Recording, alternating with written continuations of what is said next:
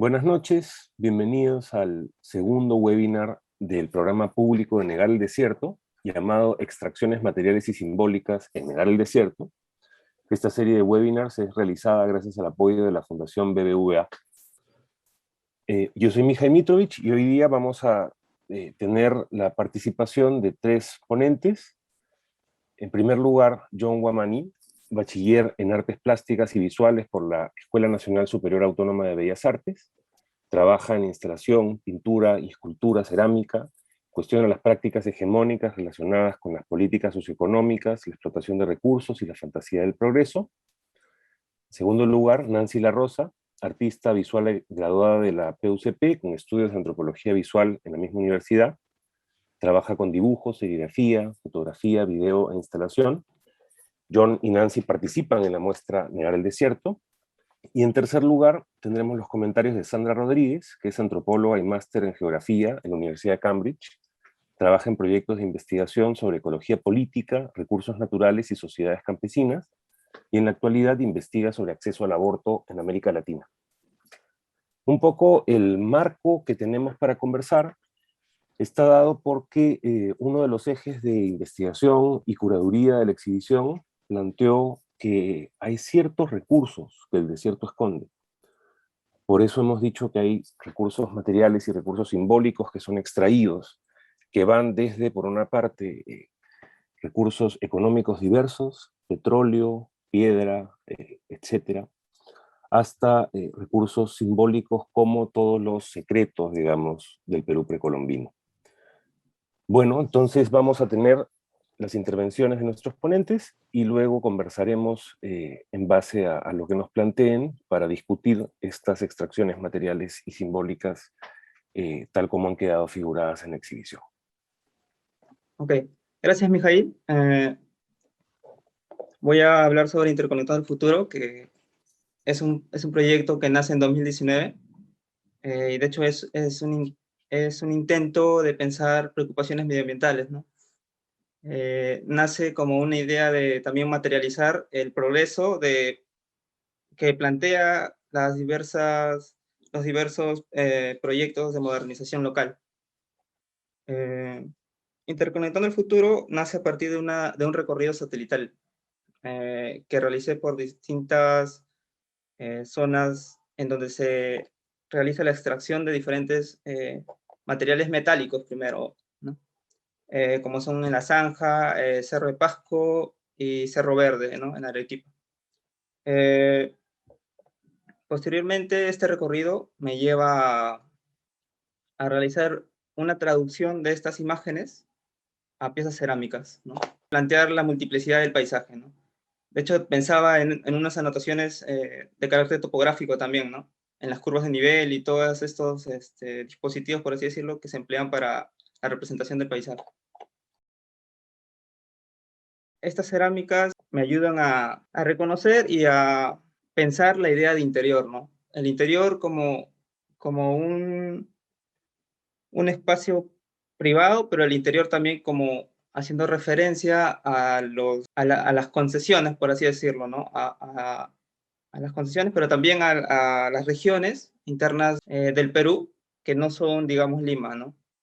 Ya que esta idea de interconectar es también juntar la geografía, por así decirlo, ¿no? De hecho, los procesos que se llevan a cabo en diferentes partes, digamos, de los Andes, de cierto modo repercuten también aquí en Lima y viceversa. Esta serie de cerámicas, posteriormente también son como un soporte, por así decirlo, para yo llevar a cabo las pinturas. La serie de pinturas que en sí configuran Interconectando el Futuro. Interconectando el Futuro, de hecho, es una forma de analizar el paisaje bajo también la mirada satelital, ¿no? Es como una especie de pensar estos espacios, ¿no? En donde se realizan estas prácticas extractivas a partir de estas miradas macro, por así decirlo, ¿no? Entonces es una forma de reconfigurar también estas representaciones.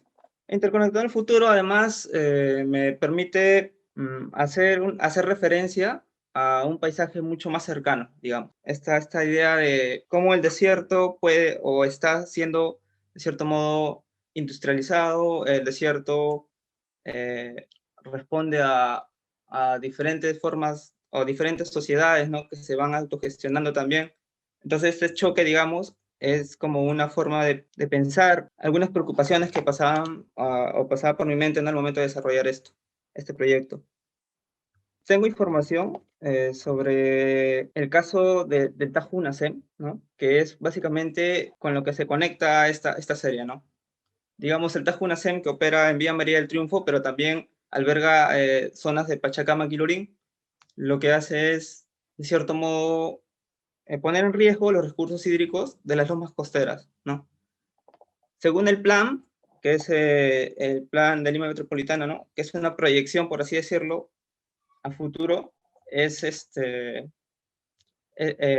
una SEM opera y es una de las mayores, es una de las mayores operaciones, ¿no? Extractivas en Vía María del Triunfo. De hecho, lo que hace una SEM es la explotación, ¿no? De recursos como piedra caliza y sobre todo agregados para la construcción del cemento, ¿no? Entonces, esta idea de construcción, ¿no? De modernización, como idea también de progreso, por así decirlo, el discurso que plantea, digamos, ese imaginario, ¿no? De lo que es ver el horizonte, ver el futuro. Algo que me llama, que me gustaría también poner aquí en discusión, por así decirlo, para conversar, era la idea de cómo se van autogestionando y, por así decirlo, y organizándose las propias sociedades que viven en el desierto. Tal es el caso, por ejemplo, de la Asociación de Defensoras de las Lomas, ¿no? Cómo esta organización o esta asociación se reúne y propone y presenta, produce argumentos válidos para detener las pretensiones de la empresa UNACEM, ¿no? Entonces, por así decirlo, esta idea de gestar política a partir de los propios habitantes, ¿no? De las propias personas, de los propios sujetos que viven en el desierto, ¿no? Bueno, esta imagen es una imagen que me permite también desarrollar, por así decirlo, esta idea de cómo se puede observar a partir de, no sé, de las imágenes satelitales, ¿no? Esta idea de macroescala, por así decirlo, ¿no? De problemáticas como el calentamiento global, también la polución, ¿no? Que está presente en el desierto, de hecho. Eh, esta imagen pertenece a una revista del INGEMET llamada de Red Metálica, ¿no? De hecho, durante la investigación que desarrollé de archivos, encontré también el eslogan que da pie al título del proyecto, ¿no? Que es Interconectando el Futuro. Bueno, creo que por ahora sería eso. Bien, ¿te puedo hacer una pregunta? Sí, sí, diga, En el texto que escribe Giselle Girón para Cubo Abierto, sí. plantea que de algún modo hay una cierta imagen distópica que nos estás planteando en la serie. Y cuéntanos un poco cómo ves esa distopía en todo caso, porque por una parte está esta idea de lo distópico, pero por otra lo que encuentro es un trabajo que, al menos las pinturas que están en la exhibición, Ujú. plantean mirar el, el paisaje desde el Tajo Abierto. Y además un Tajo Abierto muy específico, que es un Tajo que está inscrito dentro de la propia ciudad, pero que muchas veces es invisibilizado. Es decir, que muchas personas no lo conocen, y eso también nos habla de las distancias y las divisiones de clase en Lima.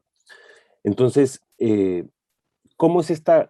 Por una parte es mostrar el paisaje desde otro lugar, mostrando algo que normalmente permanece oculto, pero por otro lado, y tal vez ahí también puedes ayudarnos a comprender mejor la idea del paisaje azul, que a mí me llama mucho la atención, si tiene algo que ver con la distopía. Ah, sí, de hecho, la idea era pensar en la distopía. O sea, el hecho de pensar en la distopía era pensar también en cómo estos procesos al final nos llevan a generar, por así decirlo, un tajo enorme, que es Lima, ¿no? Lima se convierte en un tajo enorme a partir de la construcción y la destrucción de otro lugar, ¿no? Y esta destrucción de otro territorio, por así decirlo, no es evidenciado, ya que es una concesión, ¿no? Es un lugar privado y a las que pocas personas pueden acceder, digamos, ¿no? De hecho, esta idea también de sobrevolar, por así decirlo, o de pensar desde otro punto de vista del paisaje era tomar cierta distancia, pero también el hecho de introducirse a estas concesiones, ¿no? Como sacando la vuelta, por así decirlo, a estas políticas de seguridad que pueda tener este lugar, ¿no? Ahora también había algo importante que olvidé mencionar, que era el hecho de pensar la antiarquitectura, ¿no? La antiarquitectura, no como una práctica de construcción, sino como pensar en los procesos que, digamos, componen una constelación mucho más amplia, que está relacionada con, eh, digamos, materiales, insumos, ¿no? Y de hecho también la antiarquitectura como un equipamiento de las sociedades para que estas propias comunidades generan la propia construcción del espacio, ¿no?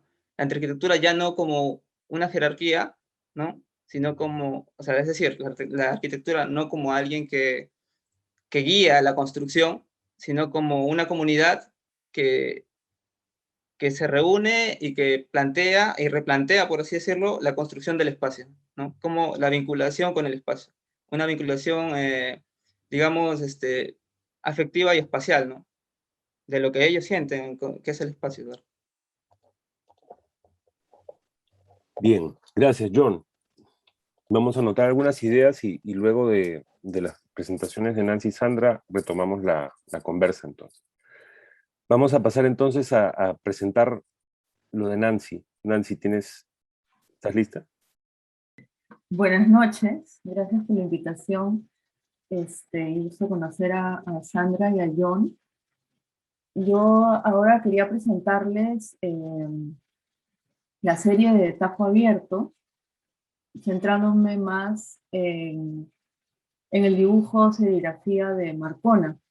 Entonces, nada, presentarles un poco el contexto en el que había surgido la serie y hablar un poco más sobre la obra que está ahora exponiéndose en Edad del Desierto. La serie Tajo Abierto, voy a compartir pantalla. A ver. Bueno, la serie de Tajo Abierto la hice en el 2008, ya hace bastantes años. Y bueno, y también la invitación a esto me hace remirar o volver a ver ese trabajo después de un tiempo. La serie incluyó son tres serigrafías que tienen envase de dibujo y en base a un dibujo hecho en base a fotografía aérea sacada de Google Earth. Obviamente también el momento en que se hicieron estas fotografías es distinto al de ahora y, y la elección el marco que hizo que seleccionara tres lugares, que fueron Marcona, Cajamarca y Toquepala, eran los conflictos que en ese año o el año anterior estaban sucediendo. Y también la otra razón tenía que ver con la forma del territorio en donde estaban estas minas de Tajo Abierto, ¿no? Entonces, esta es la de Marcona, en el desierto. Esta es la de Cajamarca. Y esta es la de Toquepala. Cada una cada papel, o sea, cada obra, tiene como alguna información relacionada a cartografía, como la flecha señalando el norte, la ubicación de latitud y longitud, la escala, y el símbolo químico del principal mineral que se extrae. Entonces, para Toquepala es el cobre, para Cajamarca es el oro y para Marcona es el hierro. Y bueno, y en ese momento yo imaginaba o yo pensaba esta serie como como un señalamiento a acciones que transforman la Tierra en gran escala, ¿no? Y, esta transformación pues genera distintos impactos, no solamente en relación al ambiente, sino también a distintas promesas que se hacen para un mejor futuro, ¿no? Y, y en ese momento me parecía que la realidad ecológica estaba minimizada, ¿no? En el 2008. O sea, ahora viendo la situación en la que estamos más de 10 años después, creo que este, nada, el panorama es totalmente distinto, ¿no? O sea, todos los días vemos noticias que el mundo se está quemando y creo que ese contexto está un poco más, lo podemos sentir más de cerca, ¿no? Y en ese sentido también me parece importante hablar sobre la distancia en la que surgen estos dibujos, porque finalmente están siendo hechos desde la casa, desde la plataforma de Google Earth, claro, con lo que dice John de poder como que no, o sea, burlar un poco el tema de seguridad, de registro que tienen estas empresas para sus minas, pero por otro lado también entendiendo que esa distancia no es necesariamente una distancia de indiferencia, sino más bien una distancia que nos permite ver una situación desde otro punto de vista, ¿no? Como decía John también. En este caso, o sea, los tres casos que había elegido para Marcona, para Cajamarca y para Toquepala, en el caso de Toquepala era porque había un problema con el canon. La mina está dividida por la frontera de, de Tacna y Moquegua. Entonces había un conflicto de para qué departamento era el canon en ese momento. En el caso de Cajamarca, bueno, era un problema de expansión de las operaciones de la mina a total oposición de las personas que viven cerca, que viven ahí, además de los problemas de contaminación que habían tenido en el 2000, podrán recordar el derrame de mercurio en Choropampa, un desastre terrible. Y en Shogun, en Marcona, bueno, que Shogun es la empresa que opera la mina en Marcona, después de la privatización, eran las huelgas de los trabajadores, que en realidad se han sostenido hasta hace poco. No resultó ser una cosa ni aislada de ese momento, ni resuelta años después, ¿no? Entonces, nada, la serie también tenía que ver con un índice, un señalamiento de este movimiento de tierra, como decía hace un rato, y cómo este movimiento de tierra se traducía o se reflejaba o se proyectaba a un movimiento también en la sociedad. O sea, también me parece importante ver que eh, no necesariamente cuando alguien está representando un territorio, está representando, sin humanos, está no representando los movimientos que pueden suceder en la sociedad. Posteriormente también era como, bueno, mientras dibujaba esto, yo pensaba como las formas que se hacían en estos tres espacios eran totalmente diferentes, ¿no? Y en el caso del desierto, como es una pampa, los movimientos de tierra y los montículos se colocaban de formas distintas que no estaban limitadas por la geografía, porque es una pampa, ¿no? Entonces, me parecía que terminaban viéndose como alveolos pulmonares. Mientras dibujaba pensaba eso. Y años después, ver que varios de los casos de los trabajadores de la mina eran relacionados a problemas pulmonares. No sé, me parece que había una relación entre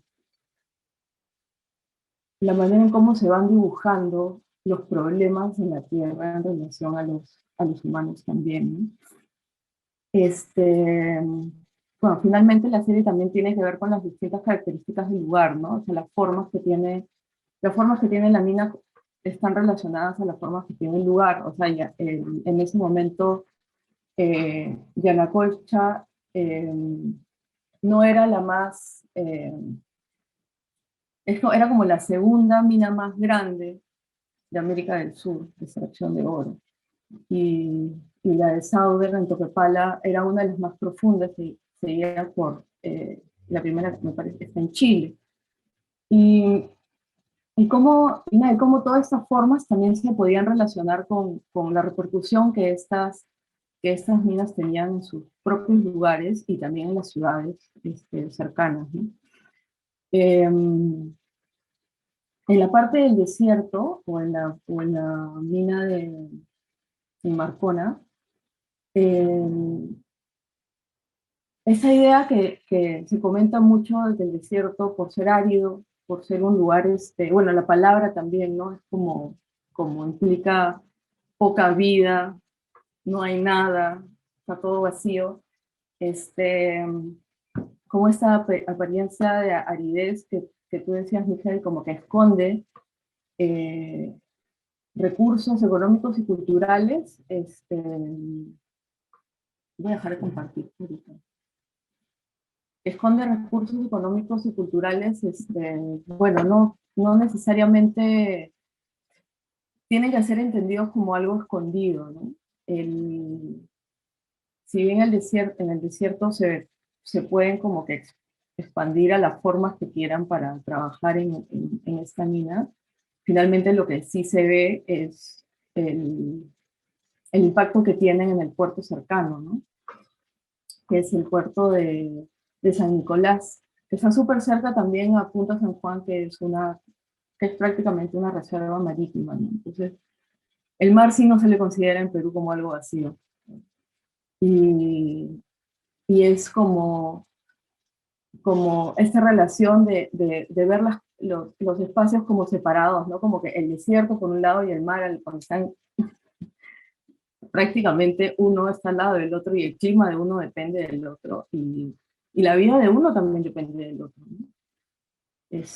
Entonces, esa relación también me parece como importante. Tengo acá una foto esa era la forma de la mina cuando la dibujé. Las fotos eran del 2008, eran de ese año. Esta foto la saqué ayer, del cambio que ha tenido, ¿no? Entonces, también pensar que los dibujos son pues parte de una fotografía y de un momento en el tiempo, ¿no? Y esto sigue, o sea, se sigue acumulando, se sigue haciendo el hueco más hondo. Esa es una parte de la infraestructura para llevar el material hacia el puerto.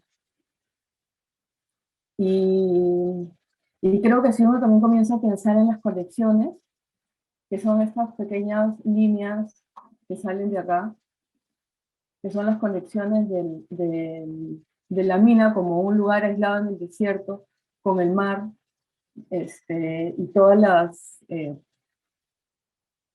los residuos tóxicos que han denunciado que se han tirado al mar en el puerto en Marcona.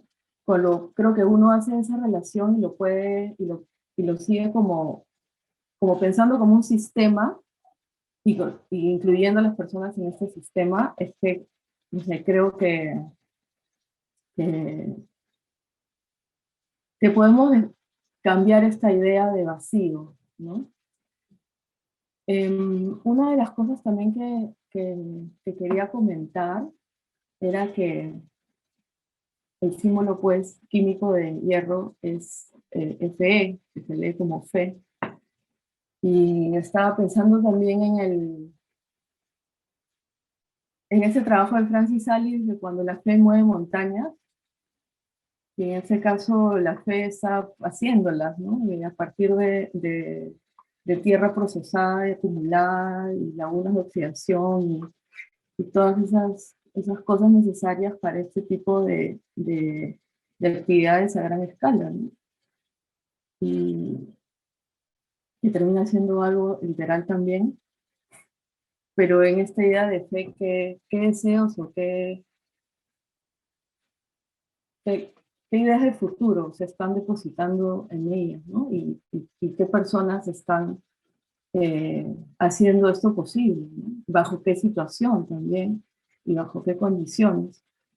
Eh, y bueno, creo que esta idea de Perú país minero, teniendo en cuenta bueno, nada, la situación más real, los reportes del el IPCC que ha salido hace unos días, eh, nada, nos llevan también a pensar en qué tipo de transformaciones de tierra son las que queremos en Perú, ¿no? Y nada, y eso. Bien, gracias Nancy.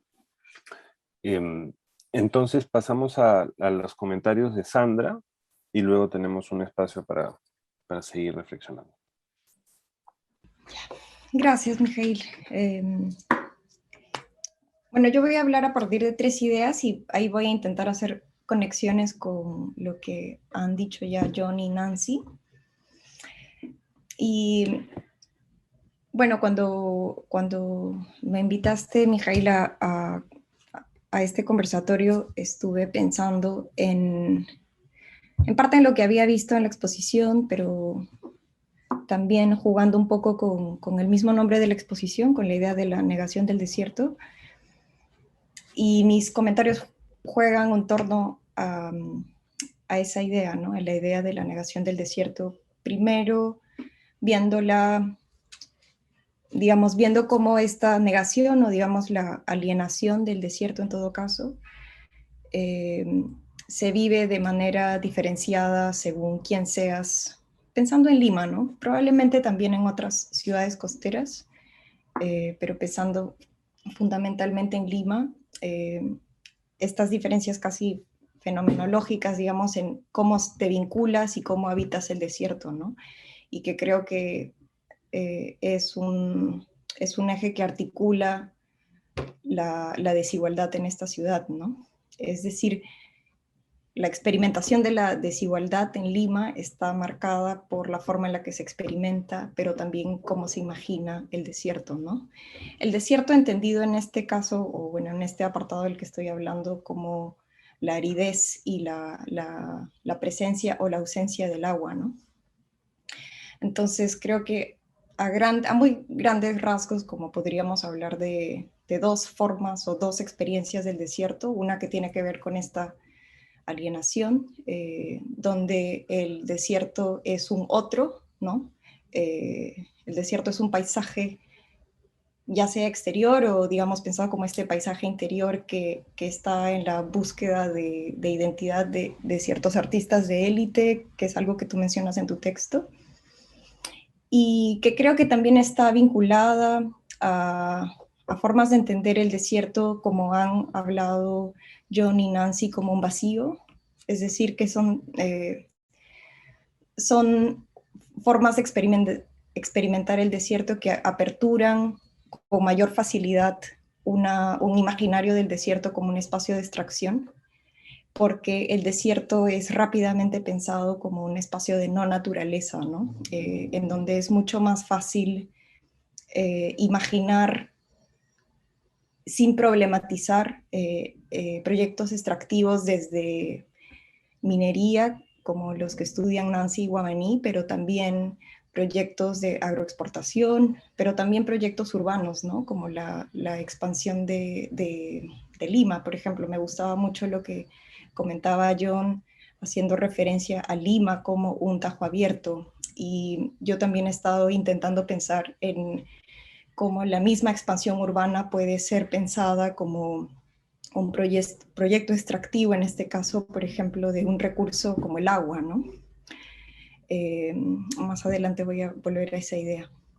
Y por otro lado tienes, digamos, una forma de experimentar el desierto que tiene que ver con cómo se habita el desierto, ¿no? Es decir, una aproximación al desierto o, digamos, a territorios áridos que parten de de la idea de la transformación, ¿no? La transformación de estos espacios, de volverlos espacios habitables, urbanos, y cómo a través del empuje de esos procesos de urbanización se empujan formas particulares de vincularte con el Estado, formas particulares de construir ciudadanía.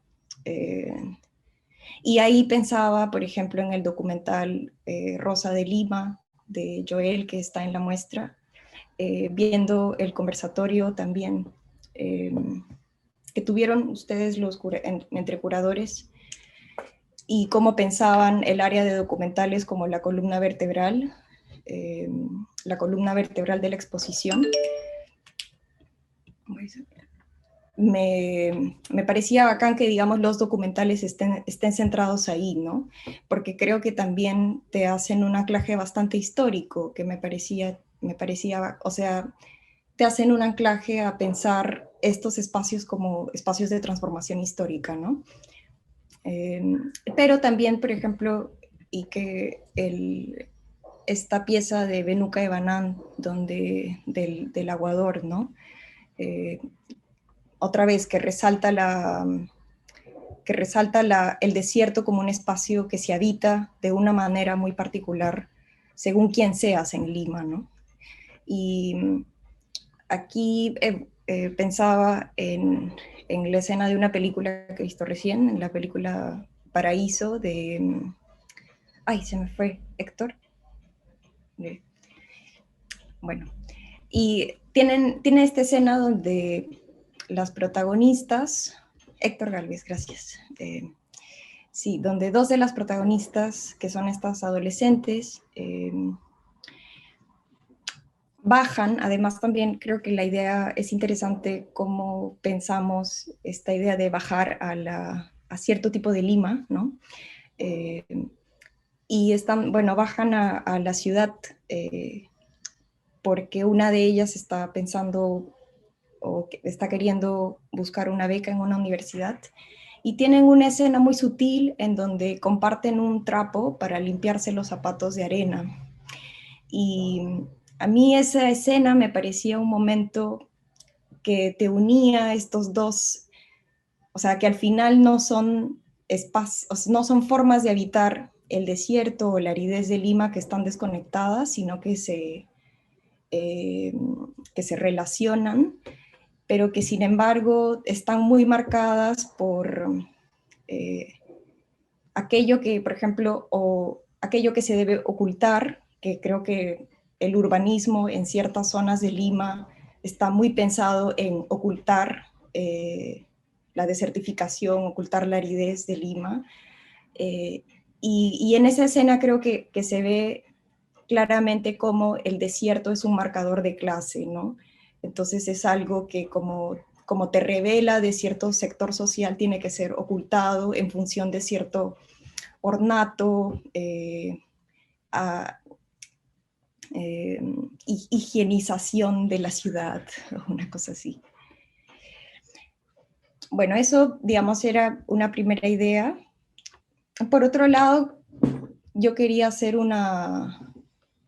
o repensar la idea del desierto en Lima, fundamentalmente, también movida por lo que decía Nancy hacia el final de cómo se piensa muchas veces los espacios como espacios no comunicados o fuera de ciertas relaciones, pero creo que también muchas veces pensamos bajo esa rigidez que hace difícil pensar en la articulación entre espacios o ecologías. También se nos hace difícil pensar como en tiempos históricos, ¿no? Y aquí yo quería señalar que en realidad Lima ha asistido a un proceso de desertificación territorial, ¿no? Y estaba chequeando un texto de Juan Manuel del Castillo, que es un arquitecto que se llama Lima la Fértil, donde te hace esta reconstrucción muy breve de los procesos históricos de desertificación de Lima, que creo que son desertificación a partir de la depredación. Y te habla pues que en realidad, y ahí también, bueno, suavizando mis propios sentidos comunes, pero que creo que son sentidos comunes bastante extendidos, por ejemplo, de cómo se piensan las sociedades ancestrales, costeras, prehispánicas, como sociedades del desierto, cuando en realidad son fundamentalmente sociedades de los valles. Y habla, por ejemplo, Juan Manuel del Castillo, cómo en realidad el imaginario de Lima como un desierto es un imaginario que se consolida en el siglo XX, ¿no? Previo a eso, la razón por la que Lima se asentó como capital, creo que la conocemos, ¿no? Era un valle más bien copioso y las crónicas abundan como que recalcan esa sensación de abundancia, ¿no? Y sí, me llamó mucho la atención lo que hablaba Juan Manuel del Castillo sobre esta consolidación del imaginario de Lima como un desierto, como un fenómeno más contemporáneo, que además no solamente o termina desconectando territorialmente Lima, y te da ahí unos datos interesantes sobre los porcentajes, digamos, de la región Lima y cómo las zonas de arenales o las zonas áridas componen como el 19% del territorio, versus un 50% de la región Lima, que son montañas. Entonces, como también hay una visión reduccionista movida desde ciertas élites, ¿no? Y cómo también la arquitectura se termina pensando en función de este imaginario, cómo se terminan priorizando, por ejemplo, diseños minimalistas, casi en la onda de ciertos otros, o artistas plásticos, ¿no? De pensar en el desierto como un lienzo en donde tú pones ciertos cubos o edificios cubistas o qué sé yo. Entonces, claro, por un lado, digamos, de construir un poco esta idea de pensar Lima como un desierto a partir de procesos históricos, pero también pensando en los procesos de articulación de no solo de los ecosistemas, sino también de los territorios, ¿no? Y que históricamente, digamos, recalcar esta simbiosis que han existido entre la costa y la sierra, que, o sea, que digamos en la historia prehispánica eso está muy marcado, pero también es una historia muy contemporánea, ¿no? Que es algo, por ejemplo, que nosotros aprendemos en antropología, es las ideas de la articulación vertical, que te hacen pensar en la costa y la sierra, o pensándolo en los términos de este conversatorio como entre ecosistemas desérticos y ecosistemas áridos, con su articulación profunda con otro tipo de ecosistemas y otro tipo de territorios, ¿no? Yo conocí, por ejemplo, comunidades en Caylloma, comunidades pastoras en Caylloma, en la Sierra de Arequipa, que tenían territorios comunales en las costas de Arequipa, ¿no? Donde hacían recolección de mariscos y cosas así, como según temporadas, como hay una profunda articulación territorial que creo que a veces se pierde un poco de vista, y que incluso creo que los proyectos extractivos también te dan cuenta de eso. Cuando Nancy hablaba de las conexiones, digamos, de estos hilos que salen de los tajos abiertos, como que te hablan de esas conexiones de los proyectos extractivos, más bien con cadenas globales de producción, ¿no? Y bueno, y lo último que quería mencionar era pensar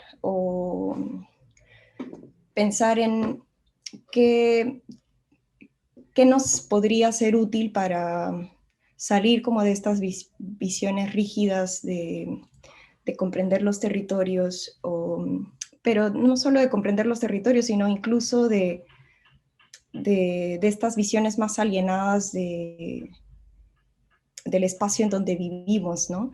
Y aquí pensaba en he estado leyendo últimamente cosas sobre bioregionalismo, que es una propuesta teórica, pero también que se formula como una postura política en función de pensar a las sociedades incrustadas en un espacio ecológico específico. y que parte de como observar y reconocer las relaciones que existen en un espacio ecológico determinado, ¿no? O sea, qué crece, qué existe en un espacio ecológico, pero también qué relaciones se entretejen y cómo a partir de esa identificación y reconocimiento te planteas una autoidentificación, ¿no? De hecho, me llamaba la atención que Peter Berg, que es uno de los como padres fundadores, digamos, del bioregionalismo, cuando él se describía de dónde era, hacía referencia muy específica a prácticamente las cuencas de los ríos de donde él venía, ¿no?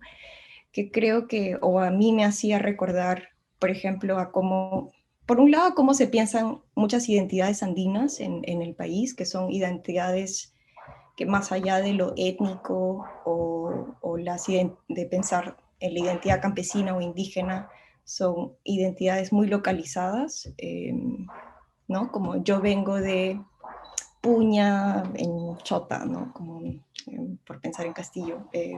Pero también, digamos, como otras sociedades indígenas, y aquí recordaba algo que me contaba un amigo sobre, por ejemplo, cómo los maorís se presentan o cómo establecen relaciones a partir de preguntarse de qué montaña vienes, ¿no? Como un proceso de identificación que están muy anclados en el espacio y que, a tal como lo propone el bioregionalismo, como uno está entretejido en ese espacio a partir de sentidos de responsabilidad, ¿no? Y en ese sentido no solo te propone un modelo de autoidentificación, sino también te propone modelos de creación de comunidad, ¿no? Y aquí yo pensaba ya, para ir cerrando, como cuáles podrían ser en Lima como ciertos puntos nodales o puntos que te puedan servir de anclaje para repensar el espacio, que, que sean, digamos, como, las pienso como una especie como de arquitecturas que dirijan tu atención o que dirijan tus procesos de escucha hacia otras cosas, ¿no? Y que a partir de eso te hagan posible como reinterpretar o reimaginar el espacio. Y pensaba en fundamentalmente tres cosas, ¿no? Como primero las huacas. Y aquí, bueno, también de la conversación que teníamos ayer, Mijail, creo que es desafiante, no lo tengo claro yo tampoco, digamos, cómo acercarte a la historia eh, sin fetichizar el pasado, eh, sino acercarte a la historia de las huacas, por ejemplo, para pensar en estos procesos de desertificación de Lima, de los que he estado hablando. Pienso también que las lomas pueden ser otro de esos puntos de anclaje, porque creo que te complejizan nuevamente la idea de Lima como desierto, que es esta visión más hegemónica que se ha terminado implantando, y las lomas se piensan pues como una especie de milagro, cuando en realidad han sido parte fundamental de la ecología. Y por otro lado, los ríos, ¿no? Y aquí pensaba en también en la pintura de la exposición de la Huayco, que me he olvidado, perdón, me he olvidado de quién es. La pintura de Silvia Fernández. Ya, que además me gusta porque te habla de esta especie de erupción, ¿no? O sea, el Huayco como erupción, el río como irrupción, y aquello que irrumpe en el desierto como para quebrarte los entendimientos rígidos, aislados, o la idea de fronteras ecológicas, ¿no? Pero pensaba también en otro tipo de proyectos artísticos, como en la línea de el río que habla, que era esta investigación sonora que hicieron Randy Alba y otra gente, como de recorrer el río e ir articulando como a partir del río y de pensar el río más bien como esta red que articula territorios, distintas poblaciones, etcétera. también pensando en proyectos como Surco Sonante de Alejandra Ortiz, que además juega mucho con la idea del tejido, ¿no? Para pensar en las ecologías, no solo en las ecologías, sino también como en los vínculos entre ecologías y las sociedades. Bueno, eso. Gracias, Sandra. Bien, entonces tenemos un momento para cruzar algunas ideas más. Yo quería plantear algo que creo que recién viendo y escuchando a John y a Nancy me ha parecido más... me ha parecido que algo que tiene mucho más peso de lo que pensé antes, que es que si es que es cierto que, digamos, dentro de las prácticas artísticas en el siglo XX, el paisaje no fue, como dice Mirko Lauer, el centro de las preocupaciones en el arte local.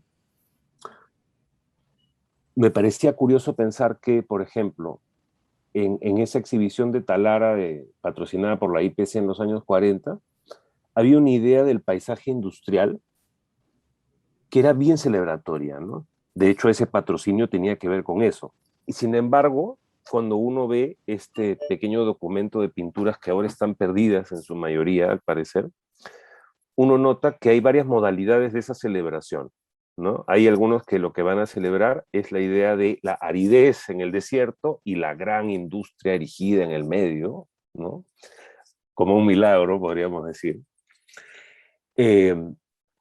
Mientras que otras personas van a celebrar la clase trabajadora organizada, por ejemplo.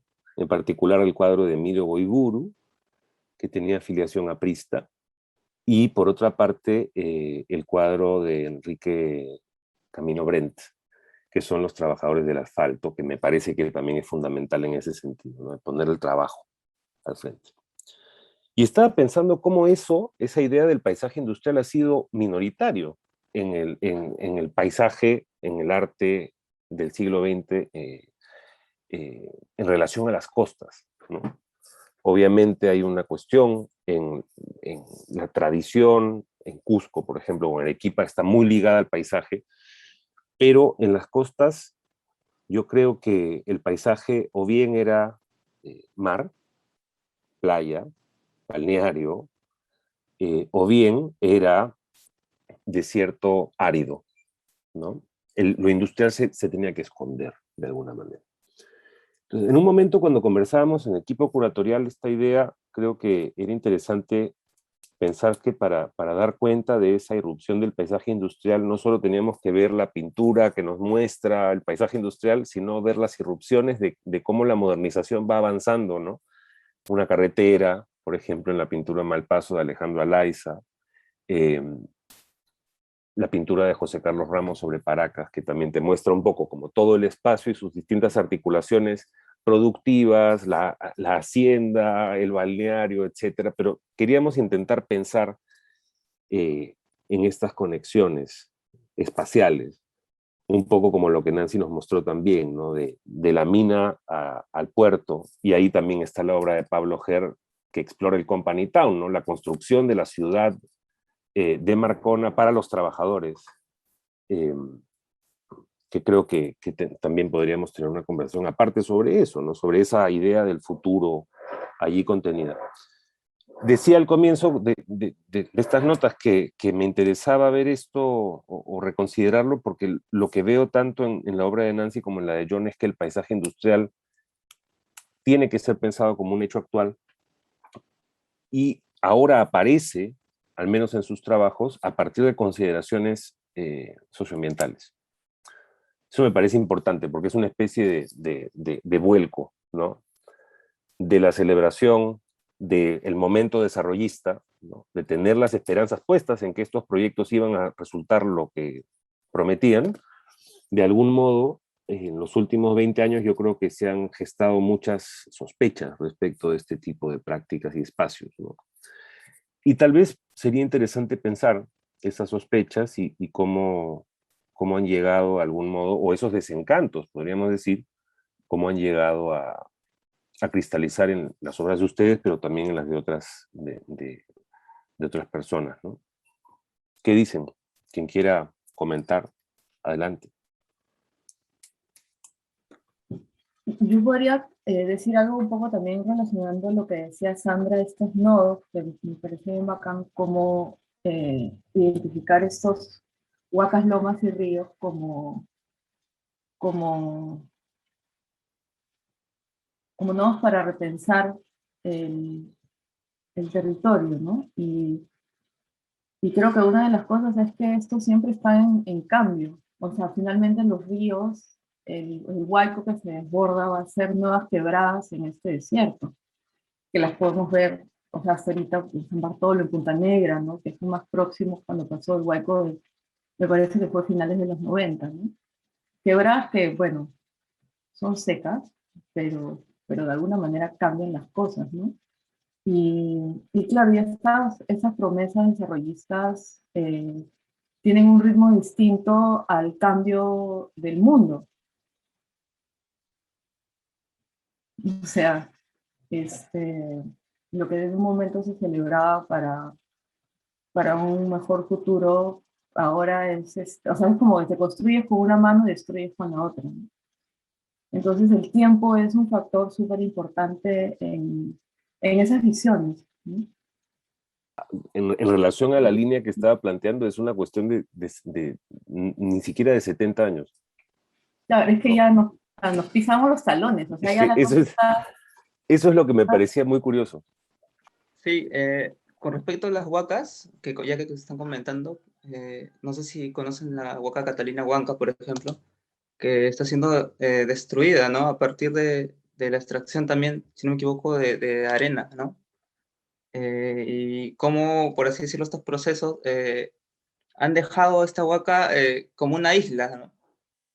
La han dejado flotando, por así decirlo, y suspendida, ¿no? Entonces, eso también creo que es importante pensarlo, ¿no? Casi como que se le ha tallado y se ha construido como un pedestal, ¿no?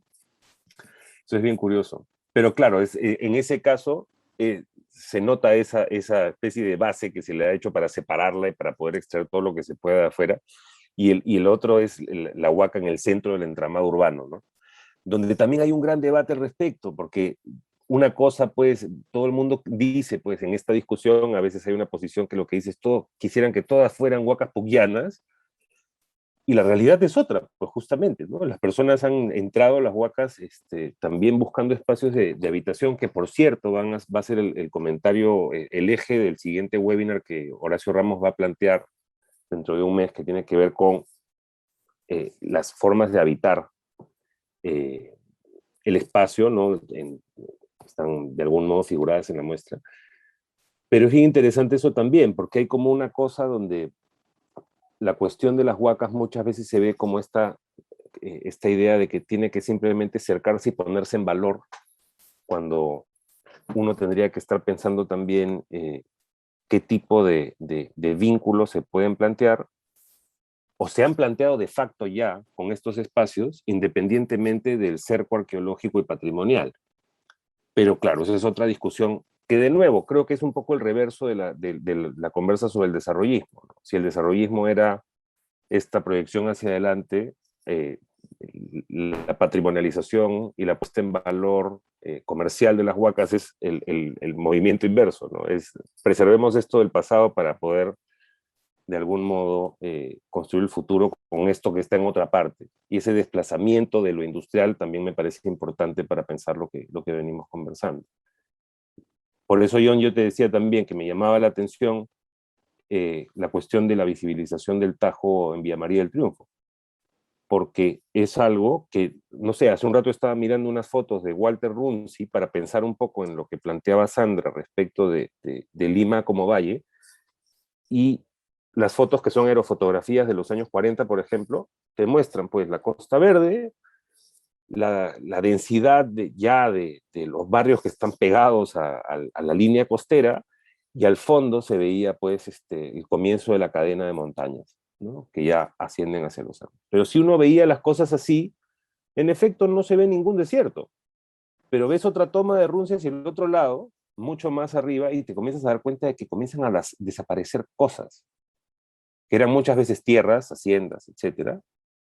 Y uno se pone a pensar que, claro, no, tiene sentido que muchos artistas hayan pensado en el desierto como algo que está fuera de la ciudad y como ese espacio completamente vacío, porque la experiencia que tenían era una experiencia muy contenida, ¿no? Muy contenida en este eje que va de la vista paisajística del Cerro San Cristóbal al mar, ¿no?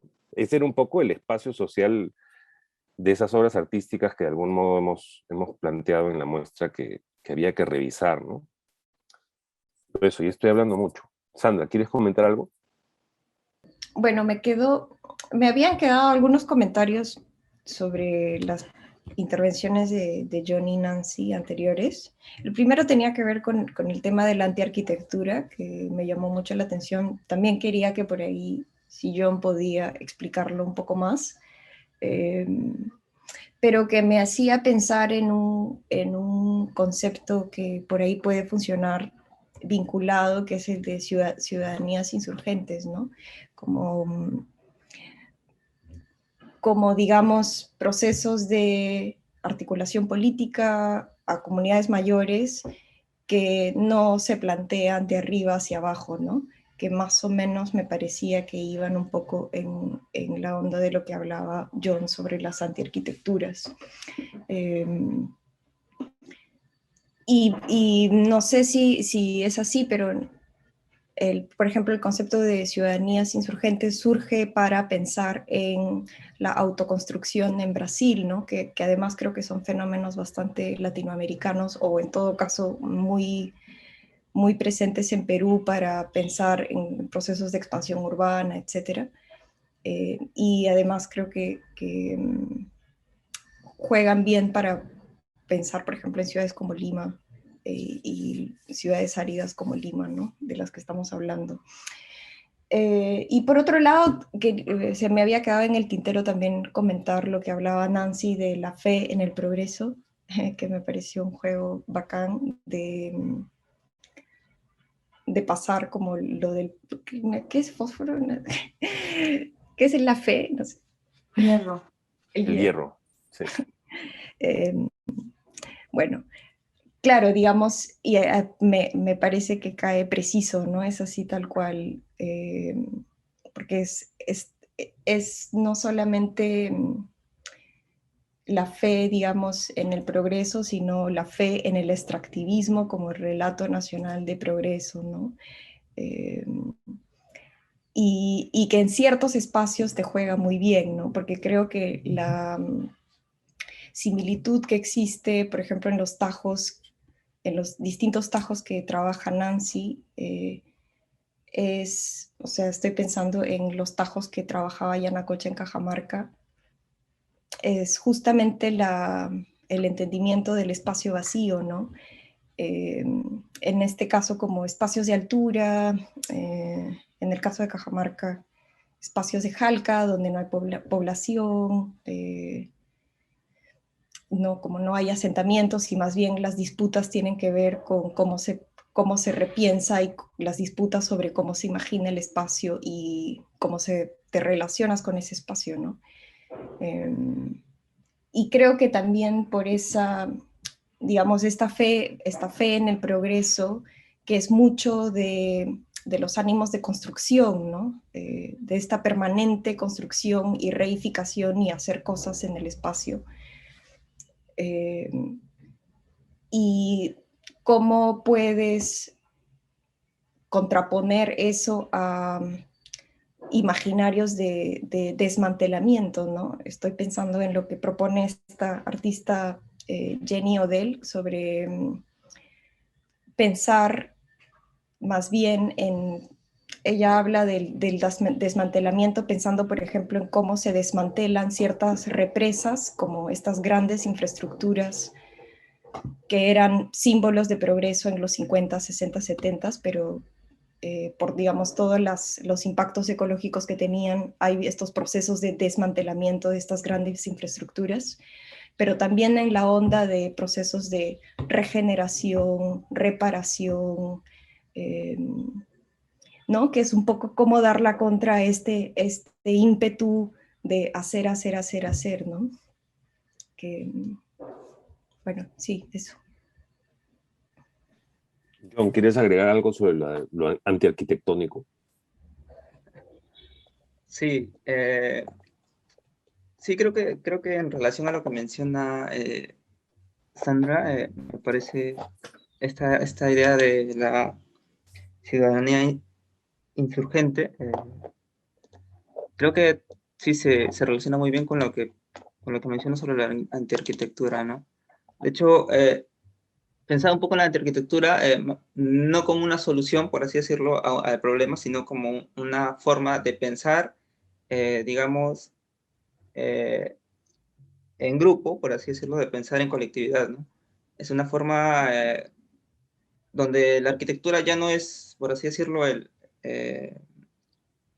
sea, no está basada solamente en una persona que diseña el espacio, sino en muchas personas, en un grupo que diseña y que, por así decirlo, generan o van formando el espacio en el que van a vivir, ¿no? Básicamente era eso. Ahí creo que también es interesante pensar que tú nos hablabas de los defensores de las lomas, por ejemplo, como asociación, como colectividad que aparece dentro de este espacio. Parece interesante y también me llama la atención eh, cómo, cómo no es que son materia de figuración en sus propias aproximaciones a estos espacios, ¿no?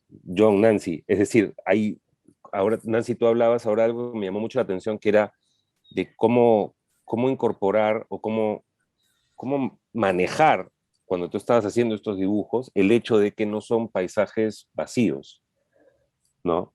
De que no son espacios que no es que no tengan relaciones sociales, no es que no tengan personas, no tengan habitantes, etcétera. Y eso creo que es una tensión interesante, ¿no? En general, una tensión para pensar el paisaje, ¿no? Que es como en muchos casos la idea del espacio es la que termina predominando sobre la idea de la subjetividad o la colectividad que lo habita, ¿no? Que nuevamente creo que es un poco lo que tensa eh, en general esta primera entrada de este webinar que está pensando más en la extracción, ¿no? Y en todo lo que supone para poder extraer algo, qué premisa tienes que tener sobre el espacio, ¿no? Hay algo allí, pero no hay nada, o bueno, si lo hay, lo desplazas. Y el siguiente webinar donde Horacio Ramos más bien está planteando la idea de la habitación y el asentamiento, que creo que es otra de las grandes tensiones en relación al imaginario del desierto, ¿no? Esto que, Sandra, creo que esa idea también es bastante interesante, ¿no? La idea de que Lima como desierto es un imaginario contemporáneo que tendría que historizarse en su propio derecho, ¿no? Pero bueno, creo que esa es una tensión clave, ¿no? Inscrita creo que en la propia tradición del paisaje o en la inexistencia de una tradición específicamente peruana del paisaje o en relación a la costa. ¿Qué dices, Nancy? O como que la jerarquía, o sea, pienso también en que este de vacío, la relación ahora con las palabras de María Reich que tú que citaste al final de tu texto, ¿no? Como que era algo así como cada uno ve la pampa que tiene en su mente, ¿no? Cada uno ve en la pampa lo que quiere. Cada uno ve en la pampa lo que, a ver, acá está, creo. Así es, Cada ahí lo tiene. uno ve en la pampa lo que tiene en su mente. Ajá, ahí está. Y Lo que entonces, tiene en su este mente. vacío está construido, esa idea de vacío, está construido en la imaginación de quienes, para que termine siendo esa la percepción de algunos territorios con respecto al vacío, ¿no? Que ven esos lugares vacíos, que les conviene ver esos lugares vacíos. Entonces, esa tensión finalmente termina mostrándose, creo, porque hay una jerarquía de imaginación, digamos, ¿no? De esa imaginación de lo que, de la mente que está mirando esa pampa, ¿no? Y esa pampa la puedes proyectar a otros espacios también, a otros territorios, ¿no? A la Amazonía, al mar, a a los Andes, y a olvidar esa conexión que hay entre todos esos espacios también, ¿no? Y, y claro, o sea, esa fe en el progreso está construida justamente también en la conveniencia de percibir esos lugares como vacíos. Y, y entonces a mí sí me parece súper interesante que cuando hablabas de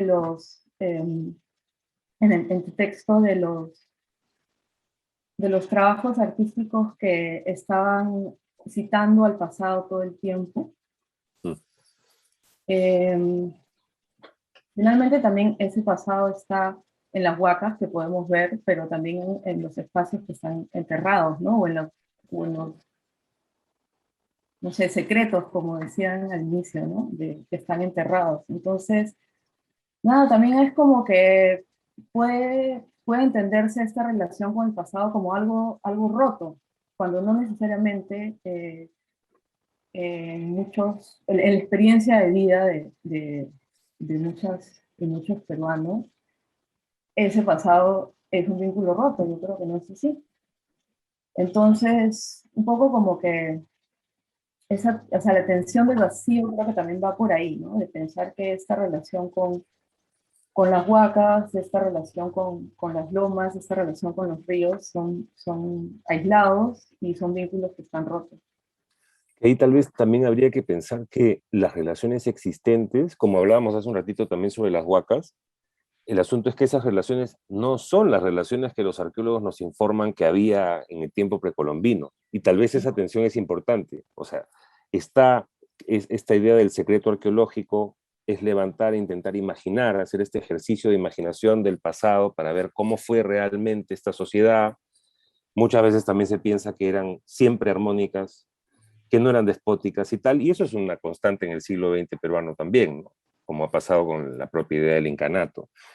Eh, pero, por ejemplo, pensaba en el trabajo de Angie Cienfuegos, imaginando esta comunidad afroperuana precolombina, que me parece que nos muestra una ruta de especulación y de imaginación bien interesante que no está pasando necesariamente por allí, ¿no? Por la idea de eh, cómo fueron las cosas exactamente y realmente, sino intentando en ese ejercicio de imaginación y en esa jerarquía de imaginación también meter una perspectiva distinta y plantear de algún modo una especulación que te saca creo que, de una manera de entender el pasado muy particular, que es a la que nos hemos referido en la muestra, ¿no? O sea, esa posición de Angie creo que curiosamente es muy cercana también a la de alguien como Juan Javier Salazar, en el sentido, en su trampa para arqueólogos, está de algún modo diciendo, a ver, acá hay una lógica que tiene que dejar de ser la lógica de siempre,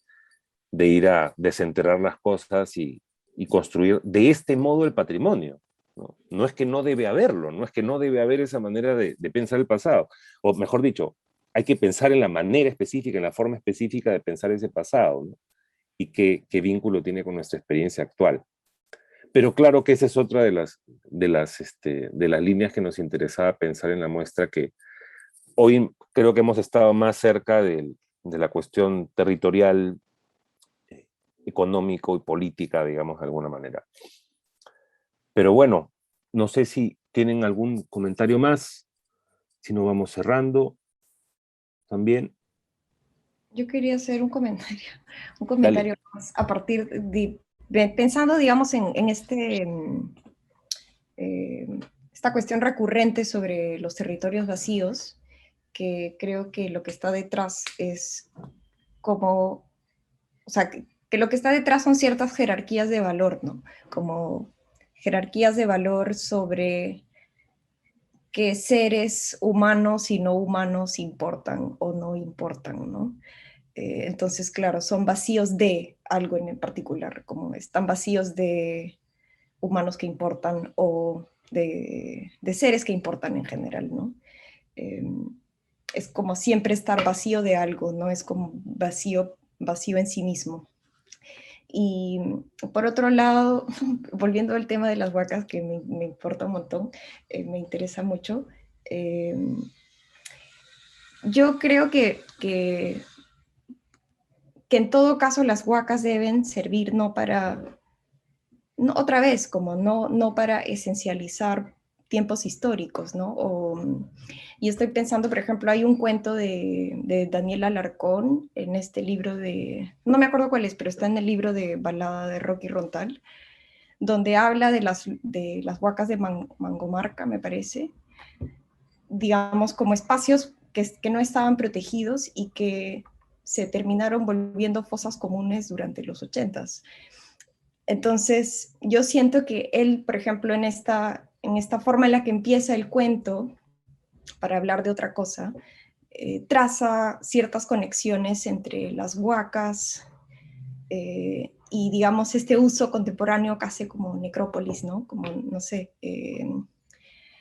creo que se pueden trazar, o si es que nos vamos a acercar a las huacas, como espacios para repensar el espacio, tienen que también ser ellas mismas como historizadas, ¿no? Y estuve chequeando más sobre el trabajo de Susana Aguilar y su pareja, Orrillo, que están haciendo en Lambayeque, por ejemplo, lo que hablábamos, Mijail, sobre esta triple espiral. Y, por ejemplo, la triple espiral que Orrillo repite en Lambayeque en muchos espacios, que la superpone a la Corte de Justicia o a la municipalidad, etc. En realidad hay un ejercicio político ahí que tiene que ver con evidenciar los procesos de tráfico de tierras, ¿no? Eso me parece chévere.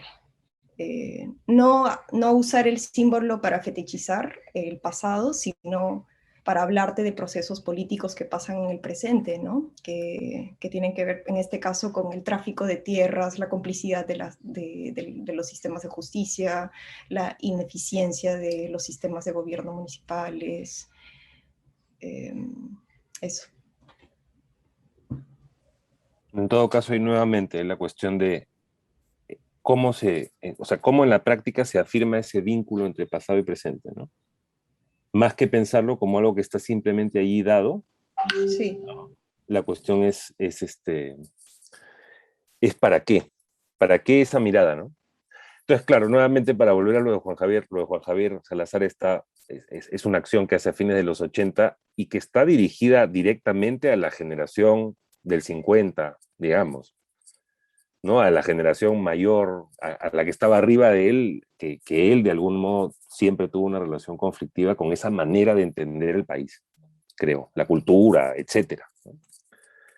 Pero nuevamente, tal vez esa propia posición irónica también respondía a su momento y tendríamos que estar empezando nuevamente a pensar qué otras maneras de pensar el vínculo pasado y presente se han estado gestando en los últimos 20 años, ¿no? Que creo que, de nuevo, vamos a seguir en esa búsqueda, al menos en los siguientes eventos que tenemos para conversar sobre la muestra, que, bueno, eso. Nada, muchas gracias por participar, John, Nancy, Sandra. Muchas gracias a quienes nos han seguido en esta transmisión. El siguiente webinar es el 26 de agosto a las 7 de la noche y se va a llamar Paisaje Conquistado, a cargo de Horacio Ramos.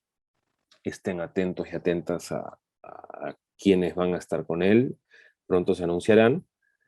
Y nuevamente les agradecemos habernos acompañado y agradecemos también al apoyo de la Fundación BBVA que hace posible estos webinars. Buenas noches, muchas gracias.